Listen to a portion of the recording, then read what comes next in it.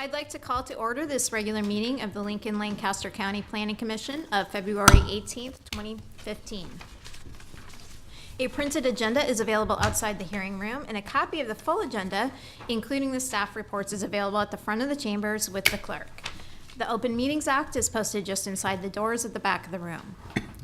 If you parked in the parking garage across the street to the north, please be sure to pick up a parking coupon for free parking, right there where Jean just pointed.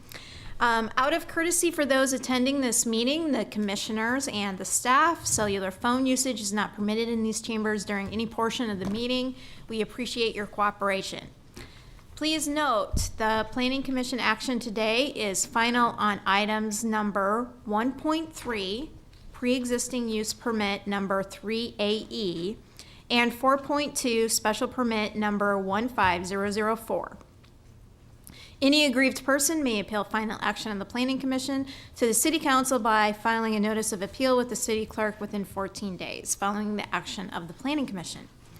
The first item of business is approval of the minutes of the regular meeting held February 4th, 2015. Is there a motion? So moved. Second. Call the vote, please. Harris? Yes. Cornelius? Yes. Core? Yes. Beecham? Abstain. Sunderman? Abstain. Weber? Abstain. Yes. Lust? Yes. Motion carried 5-3. Beecham, Sunderman, and Weber abstaining. The next item of business is the consent agenda. Items on the consent agenda will be called at the same time and will not be scheduled for a separate public hearing unless there is a request from someone wishing to speak or at the request of a commission member. I will ask Jerry to read all of the consent agenda items into the record. Once those items are read, she will ask if there is anyone wishing to speak. If you wish to speak on an item on the consent agenda, we would ask that you stand and state that item. That item will then be removed from the consent agenda and scheduled as a separate public hearing under Section 3 of today's agenda.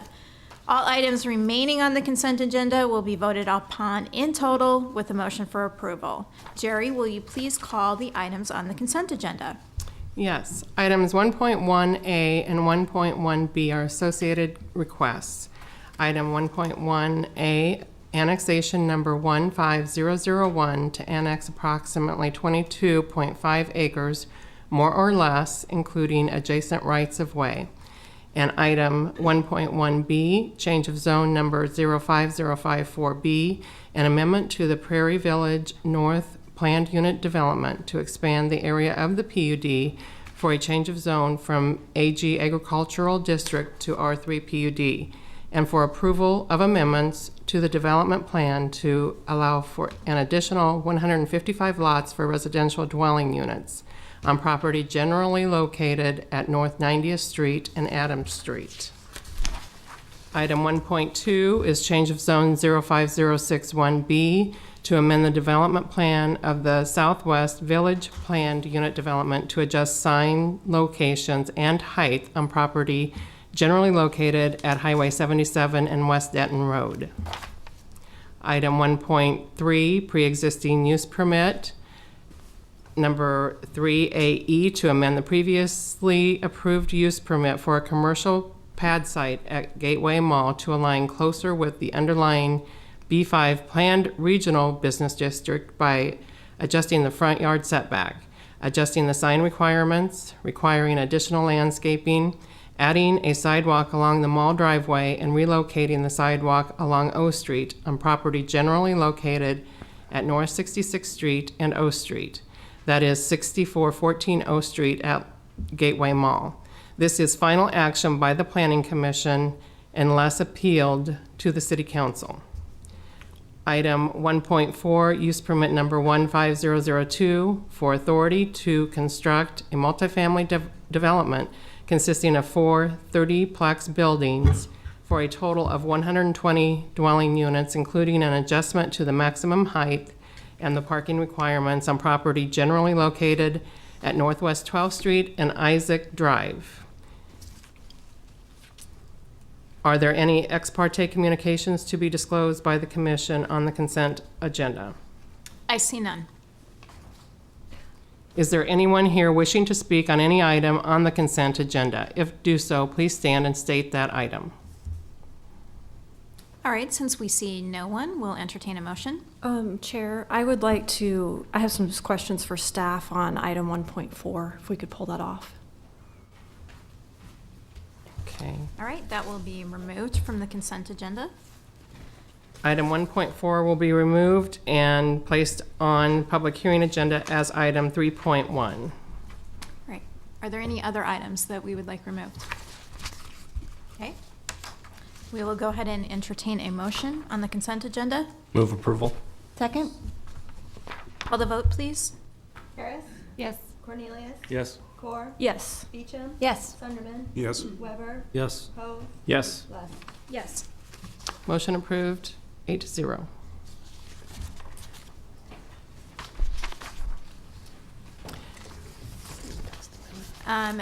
And that was final action on pre-existing use permit 3AE unless appealed to the city council. There are no requests for deferral on today's agenda. And so we will now proceed to public hearings. The staff will make a brief presentation. The applicant will then be requested to present his or her testimony, followed by those who wish to testify in support, followed by those who wish to testify in opposition. The staff will then be given an opportunity to respond to the testimony, and then the applicant shall have an opportunity for rebuttal. Each person testifying should state their name and address and shall have 5 minutes to speak unless additional time is requested and granted. The timer will go off after 4 minutes, and then you have 1 minute to wrap up your testimony. The Planning Commission will vote immediately at the close of the public hearing unless the commission votes to defer action or continue the public hearing. Jerry, please call the first public hearing item. Okay, that's item 1.4, use permit number 15002 for authority to construct a multifamily development consisting of 4 30-plex buildings for a total of 120 dwelling units, including an adjustment to the maximum height and the parking requirements on property generally located at Northwest 12th Street and Isaac Drive. Staff recommendation is conditional approval. Tom Chaka, planning staff. This application is for a use permit for apartment complex with 120 units. It's on property just off of Northwest 12th. A little bit further north up here is the Highlands Golf Course. It's just south of that. Zoned O3. The O3 district does allow multifamily as a permitted use, but it does require a use permit. This property was surplused. It's currently owned by the city, but it was surplused in January of 2004. Any questions? Hi. I just have some questions about the parking. Can you maybe pull up the one that has the parking stalls on there? I'm a little confused with the tandem parking and how many stalls are going to be the tandem style. Let's see.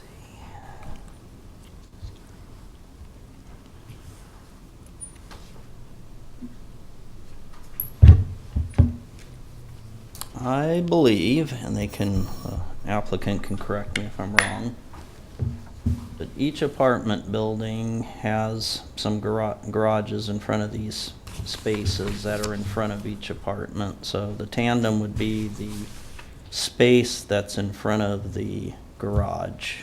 So these two kind of in the middle where it says 12 stalls on each one, those aren't the only garages? Correct. Okay.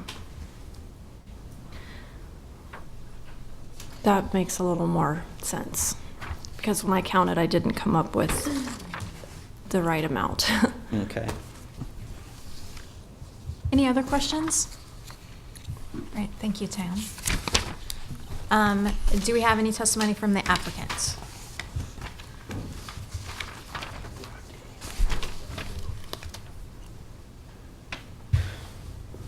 Good afternoon. My name is Brad Marshall with Olson Associates, 601 P Street. I'm here representing the applicant for this project. If you have any questions, I'd be happy to answer them. I'd go over the waivers really quick. It's just with the style of building I want to do, it's a slight increase with the pitch and everything. That would be pretty typical for these type of apartment buildings. The first story of the building on the front of those will be garage units, and that's where that tandem piece comes. So all 4 of them have garages along the front? Yes, ma'am. Okay. Yes, Thank you for clarifying. of course. All right, any other questions for the applicant? All right, we'll proceed with any additional testimony in support of the application. Is there any testimony in opposition of the application? Any additional questions for Tom? I have one quick one, please. Okay. Hey, Tom, can you just tell us about, I know in many cases we require glass on a first level. How does that work if we have garages across at the first level? There we- was no conditions as far as the design Okay. of the buildings. Do we normally, is it just because of, I'm trying to, forgive me, I can't remember, is it in certain areas that we have that glass requirement of town, or is it? I don't believe we have a Y- glass requirement. I do think we do have a Neighborhood transparency design requirement. standards. I think what you're referring to is the neighborhood design standards, Okay, but so- those only are found in a certain geographic boundary, which Right. that boundary is the 1950 city limits. Okay, so that doesn't this need to area apply is here. outside of the neighborhood design Okay. standards. I just wanted to make sure we weren't missing that. Okay, thanks. Any additional questions? All right. And I assume the applicant does not need rebuttal, so we will move on to entertaining a motion. Move approval. Second. Any discussion? I think this is a great project. I like how the buildings are on the west side so that any houses along Northwest 12th Street won't have them appearing right into their houses. I think it'll be a great project. Okay. Let's go ahead and call the vote. Chris? Yes. Cornelius? Yes. Core? Yes. Beecham? Yes? Sunderman? Yes. Weber? Yes. Poe? Yes. Lust? Yes. Motion carried 8-0.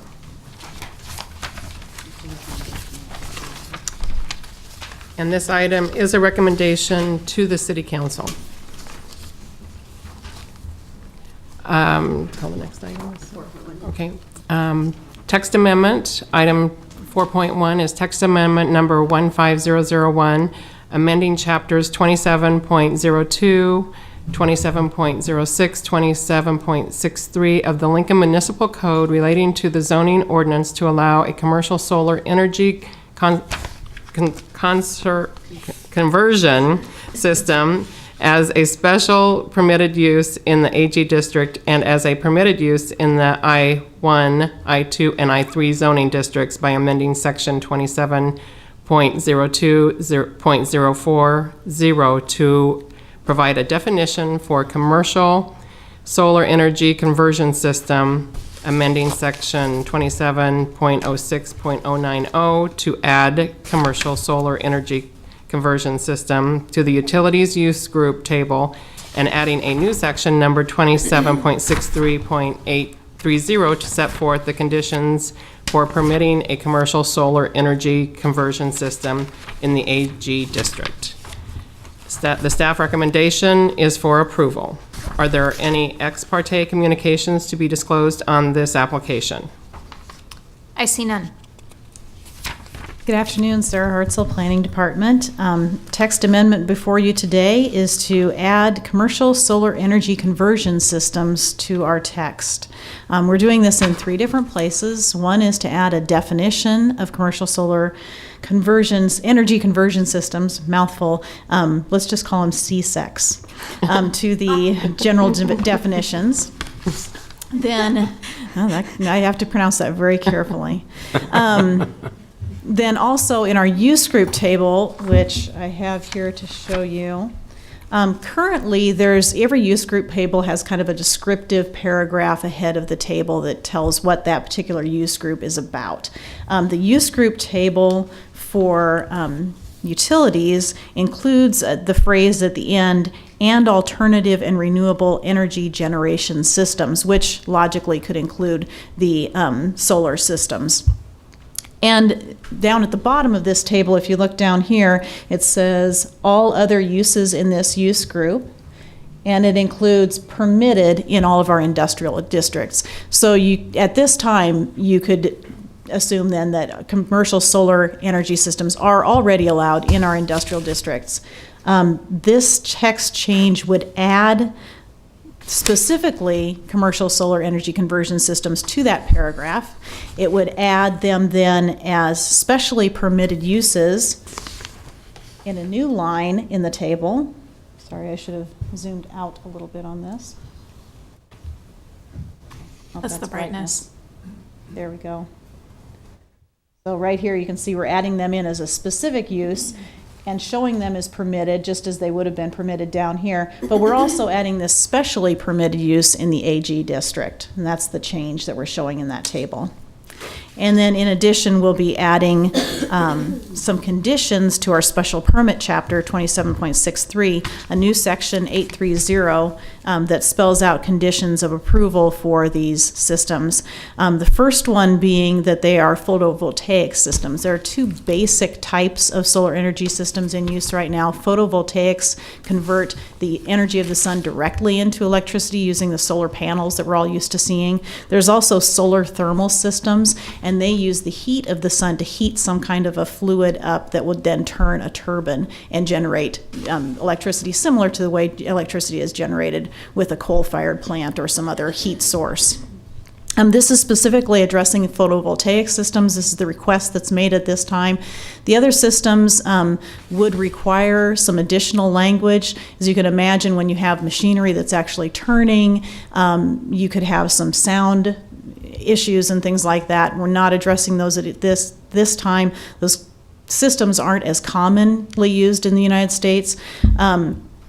But if and when some of those come along, then we would do the additional research and probably break this out into two separate systems because they do have different issues. So that's the first condition. The second condition is that the on-site transmission lines would be buried to maximum extent possible. These are the lines that run from panel to panel going towards the connection to the public system, presumably along the road right-of-way. So to the maximum extent possible, we keep those underground. This eliminates poles and wires that could cause some visual impacts.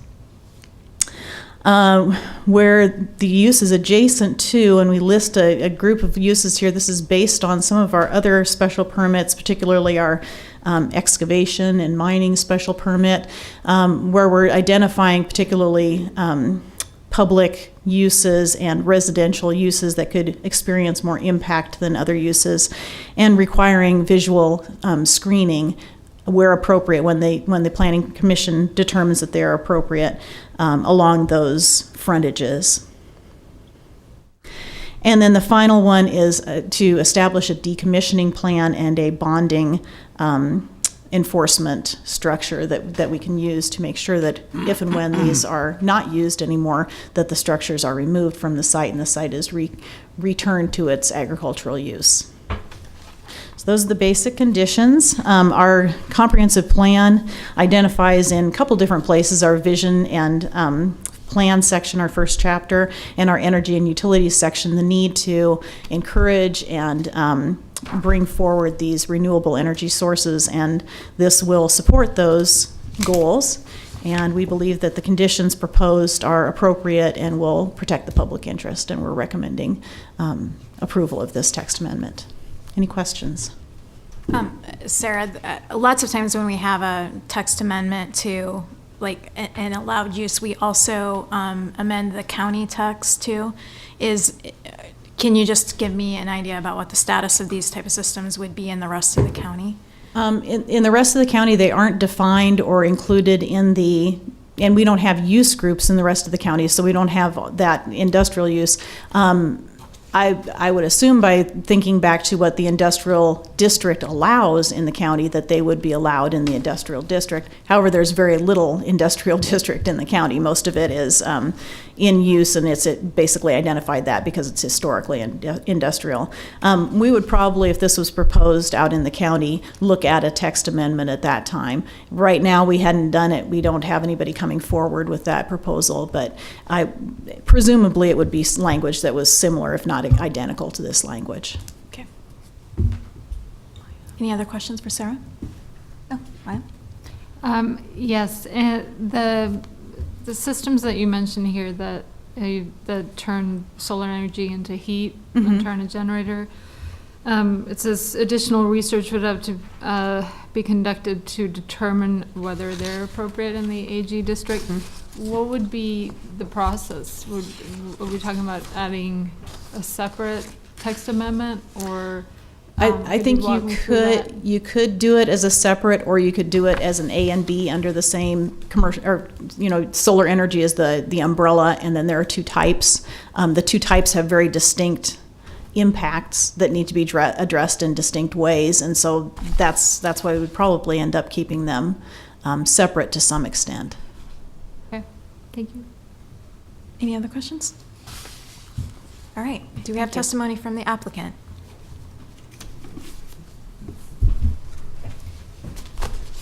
Good afternoon. Zach Starzia. I'm with Heliosage Energy, 117 4th Street Southeast, Charlottesville, Virginia. And I would be happy to talk more about the project specifically on the special use permit, but I would entertain any questions that you all may have at this time. I don't see any specific questions, but if you had some things you wanted to tell us on the use permit, Sure. I mean, yeah. You're going to call that separately. Okay. Yeah. We're not on the use permit yet? You're on the Okay. text amendment. All right. Then we don't have anything, sorry. Be right back. Is there any testimony in support of this application? All right, is there testimony in opposition? Oh, yes, come on forward. Yes. Hello, my name is Clinton Brune. I work for Lincoln Electric System at our 1040 O Street office. I guess LES just feels this is a very valuable project for not only our customers, but for LES ourselves. We've got a lot of support for renewable resources, solar photovoltaic in particular. We've developed a community solar program, which I think hopefully most of you have heard about. We have a number of applicants who are supporting the program by voluntary contributions, so we know there's a lot of support for this project. We feel that it'll greatly help out our ratepayers as well as provide a nice hedge for our resource mix as well. So we're really looking forward to working with Heliosage on this project. So, Thank you. yep. Is there any testimony in opposition? Any further questions for staff? All right, we don't need a rebuttal then, so we'll go to entertaining a motion. Move approval? Second. Discussion. I'll make a quick comment. I used to serve on the LES board, and I was around when we, to see some of the start of some of this discussion regarding solar power, and I agree that there's tremendous support in the community for it, and I think this is a great direction to go, and I intend to support the motion, the text amendment. Thank you. Any other discussion? I think it's smart for the city to look at diversifying its power mix, and I think this is a awesome opportunity for us to explore that and kind of get that going a little bit more. All right, anyone else? Okay, we'll go ahead and call the vote. Harris? Yes. Cornelius? Yes. Core? Yes. Lucia? Yes. Sunderman? Yes. Weber? Yes. Poe? Yes. Lust? Yes. Motion carried 8-0. And this is a recommendation to the City Council. Okay, item 4.2 is special permit number 15004 for authority to construct a commercial solar energy conversion system on AG agriculture zoned property generally located at Northwest 70th Street and West Holdridge Street. And this is final action. Staff recommendation is for conditional approval. Are there any ex parte communications to be disclosed on this application? I see none. Good afternoon, Sarah Hartzell, Planning Staff. This is the specific special permit application for the first of these photovoltaic systems. It's located at the corner of what would be the corner of Northwest 70th Street, although Northwest 70th does not go through at this point. That would be the east boundary of this property, and West Holdridge Street. It's bounded on the south by the interstate. The site is 142.87 acres. However, the final plans are to identify a 40-acre area within that building envelope that would be the site of the actual structures. There's some ongoing studies on the environmental, some possible wetland and other issues that they want to make sure that they don't have negative impacts to those. And so they'll be identifying the actual location of the structures at the building permit phase. I'm going to go through the 5 conditions of approval that we just talked about with the text amendment and relate those to this application. System is to use photovoltaics to convert solar energy, and this is a photovoltaic system, so there will be solar panels. They are approximately the height of a 1-story building, if not shorter than that, so they're fairly low structures. On-site transmission lines shall, to the maximum extent practicable, be placed underground. The applicant has stated that all of those on-site transmission lines, those panel-to-panel lines, will be underground. The next condition is the the screening condition. This is along Interstate 80, which is one of our major entryways into our city. The Capitol View Corridor also is just south of this boundary. This boundary does not actually lie in it, but this is along the road coming into Lincoln. This is one of the Capitol View corridors. The Urban Design Committee did review this and look at the location, the view corridor, and they were shown several different images of what this facility would look like. LES has also expressed a desire for this facility to be visible by the public. This is part of a campaign to increase the renewable energy, and they would like people to be able to see this project as they come into Lincoln. Urban Design Committee determined that the impact to the Capitol View corridor, because of the location as you drive in, this would be to your, to the north. I'm not good at left and right. To the north, as you're looking at the Capitol, it wouldn't fall into the actual view of the Capitol. And they felt that it was important also to support the project by not requiring screening along the interstate. However, there is a dwelling unit, if I can show this. And it's built quite close to the western property line of this facility. The dwelling unit sits right about there. There's a couple other little accessory buildings out here. It's a farm dwelling. Because the entire area is identified as possible building site, but only 40 acres is going to be actually built upon, we felt that the need for screening to this residential use will really depend upon how close those structures are to that residential use.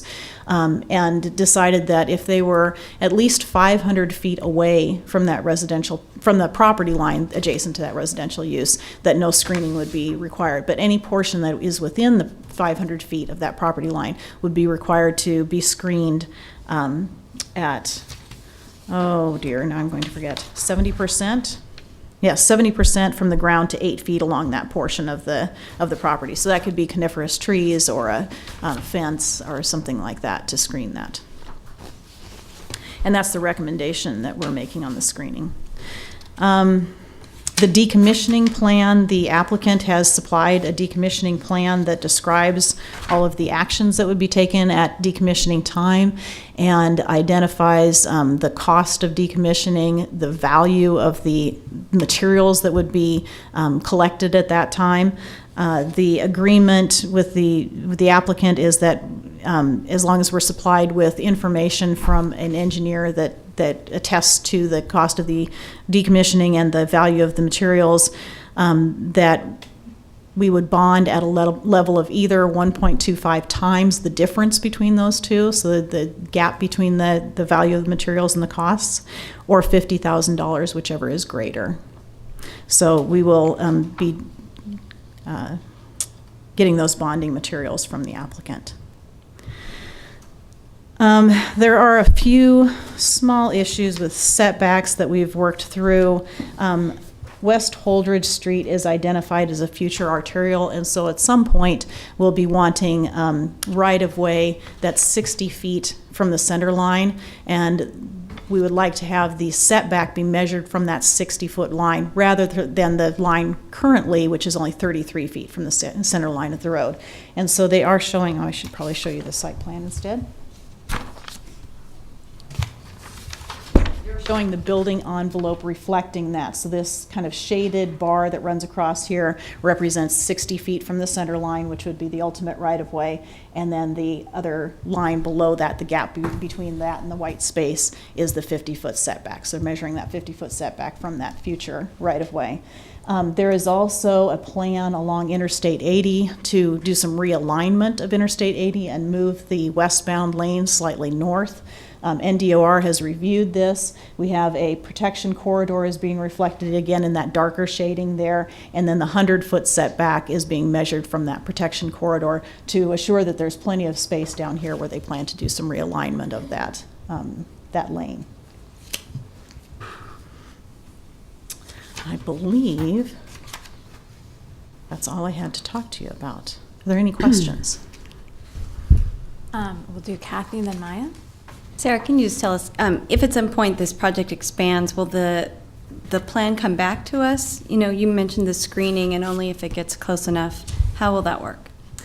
Well, the area of the special permit is the entire 142-acre parcel, and it does identify a building envelope within that. Okay. But the condition is in there so that if it expands and gets close enough, that's automatically there, right? Well, if there was ever any time that it got closer than the 500 feet to the residential use, then yes, they would have to have screening along there. I'm not sure, Steve, could we expand upon the number of structures without an amendment, or would that require some kind of an administrative amendment to go from the 40-acre area being built to a larger area being built?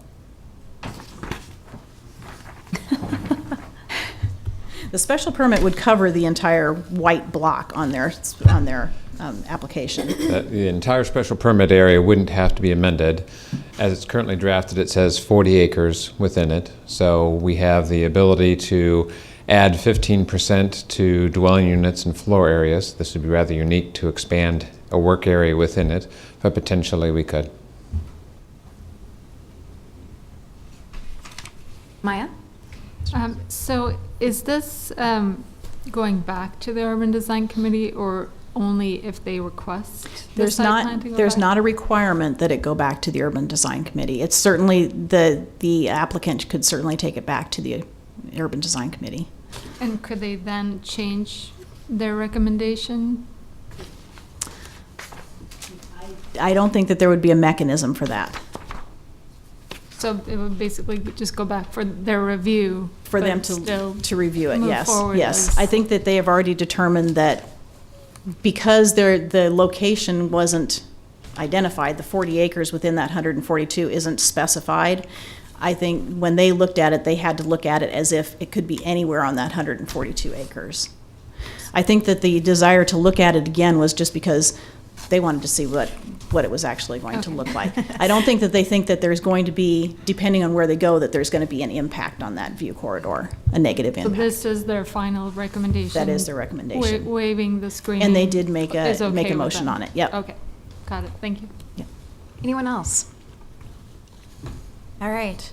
Now we'll ask the applicant back up for that presentation. Good afternoon. Thank you very much. I have a little bit of a PowerPoint slide to show you guys.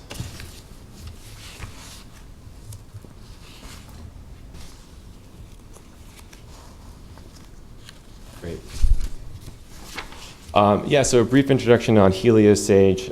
We are a utility-scale solar development shop out of Charlottesville, Virginia. We've contracted over 400 megawatts of PPAs to date, and 100 megawatts will be financed or under construction as of last year. We have projects all over the country, as you can see. I've got my partner on this project with me, Ben Combs, is also in the audience today, as well as a couple LES representatives as well.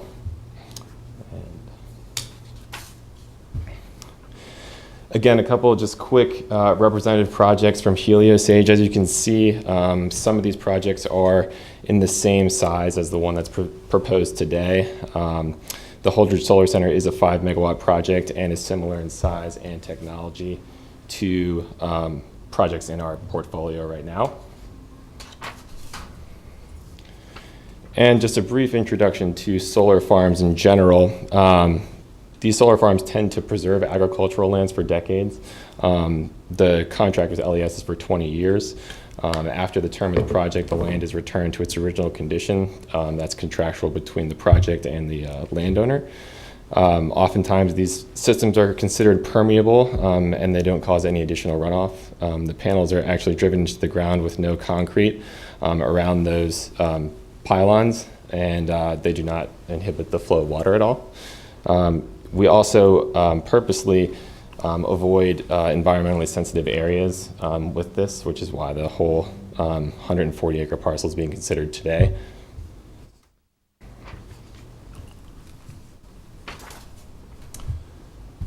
And a quick project profile. This is the Holdridge Solar Center. It's on 7501 West Holdridge Street. It is 5 megawatts DC. It will take about 40 acres of the 140 that is proposed today. It is currently zoned AG. It is within the City of Lincoln's AHJ and will be delivering energy to the citizens of the City of Lincoln by the end of this year. And as Sarah went over earlier, this is the site plan for the project right now. All the setbacks taken into account on the eastern and western sides.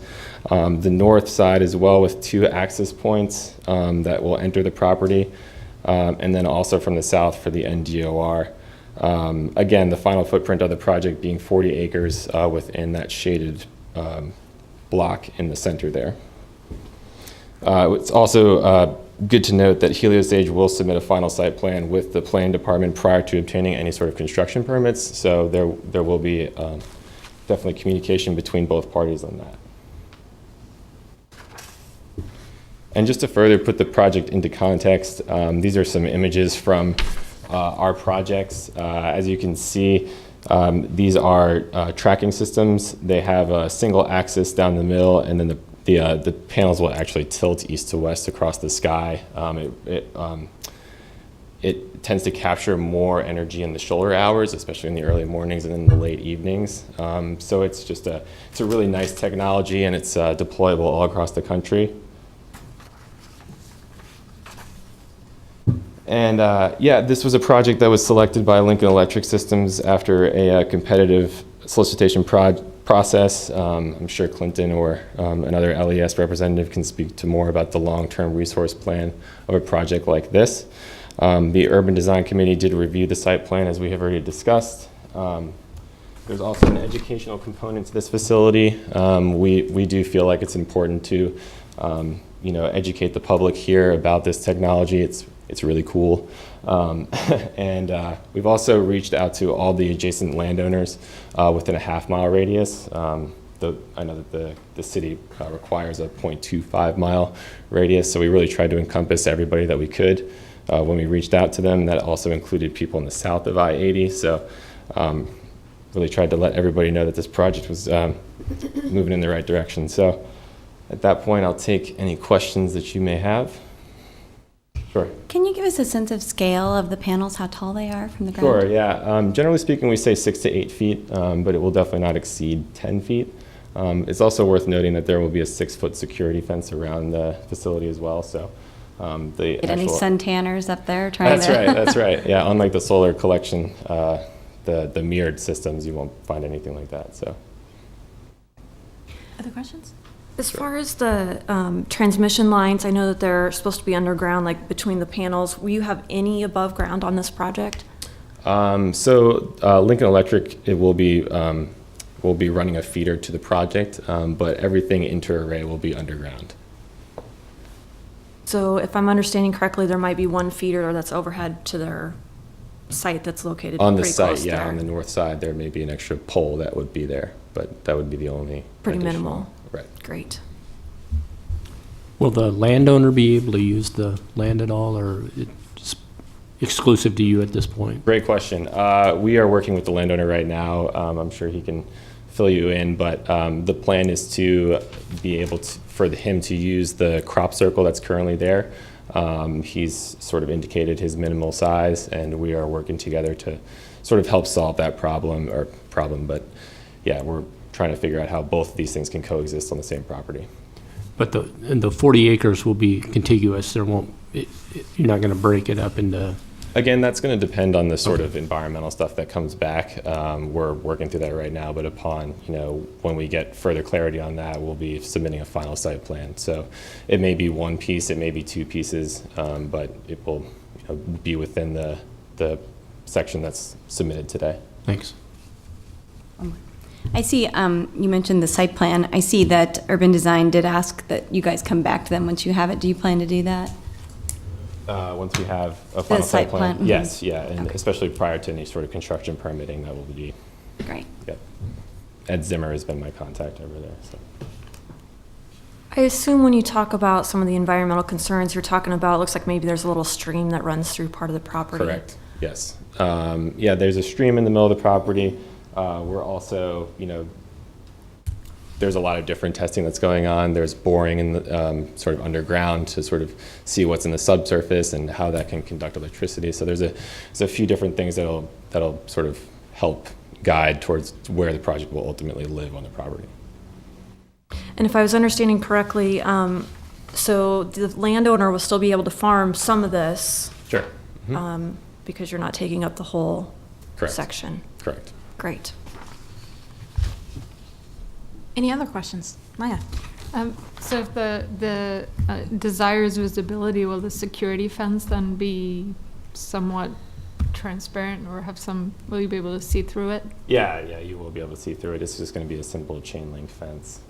But, we don't want people in there ripping up the panels. They're pretty expensive, so. Thanks. Questions? All right, thank you very much. Thank you very much. Is there additional testimony in support of this application?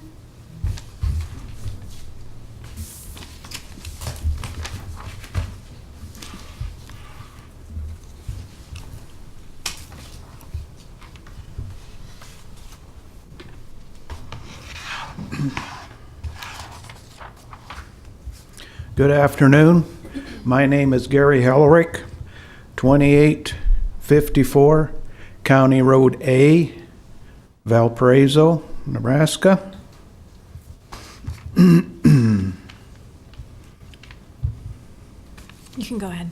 Okay. My wife Ellen and I are the owners of the real estate that is involved in this application. We recognize that solar energy is a good source of power for our way of life. The sun is a natural source of power and another efficient approach to meet environmental concerns for our future needs of power. By approving this special permit, Lincoln Lancaster County will be on the cutting edge of harvesting power from the sun for people in Lancaster County. This alternate source of power will be used in their homes and businesses. Therefore, we encourage the Lincoln Lancaster County Planning Department to improve this project and see solar energy as a way to meet the future demands for power in this county. Thank you for the opportunity to speak in favor of this special permit. Let us go forward and harvest the power of the sun. Thank you. Any questions? Thank you very much. Okay, thank you. Is there any additional testimony in support? All right, do we have testimony in opposition to this application? All right, seeing no one, do we have questions for staff? None, okay, and then we don't need rebuttal, so we'll go ahead and entertain a motion. Move approval. Second. Discussion. Go ahead. Go ahead. Okay, go ahead. I would just like to echo my colleagues from the previous item and say that it's very exciting to see renewable energy being included in Lincoln's energy mix, and I support this application.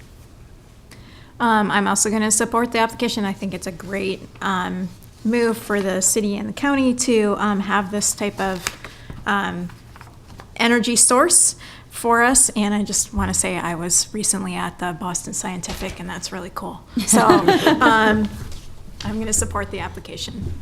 Call the vote, please. Harris? Yes. Cornelius? Yes. Core? Yes. Beecham? Yes. Sunderman? Yes. Weber? Yes. Poe? Yes. Lutz? Yes. Motion carries 8-0. This is final action on special permit 15004 unless appealed to the city council. All right, at this time, anyone wishing to speak on an item not on the agenda may do so. Okay, see me. You. This is my ta-da moment. I just wanted to tell you that I've been very, very fortunate to have worked for the city for 26 years. Now, just in case I have a viewing audience every other Wednesday, I wanted to let them know I didn't die if I'm not here, and I didn't get fired. I am retiring, and so I'm pleased to turn my position over to Jerry Rohrbaugh. I know she'll do a great job, but I just wanted to make sure no one thought I just disappeared for any other reason but then for retirement. And I do know my grandchildren watch sometimes every other Wednesday, so I just wanted to tell my viewing public, all the Gene Rangers out there, thank you for your attention, and it's been a great time, and I appreciate it. Do you have a forwarding address for your fan mail? No. It's been a pleasure, however, most of the time. Your last day? My last day is Friday, February 27th. So this is the last planning commission meeting. Jerry's going to do a great job. I have no fears whatsoever. So Well, I've had a good teacher. and it's she's been very great patient. getting to know all of you and all the previous commissioners. I was just kind of looking at the list today, and there are many, many. So 26 years has been quite a good long time, and it's time for someone else to have all of this fun. Thank you very much. Thank you, Jean.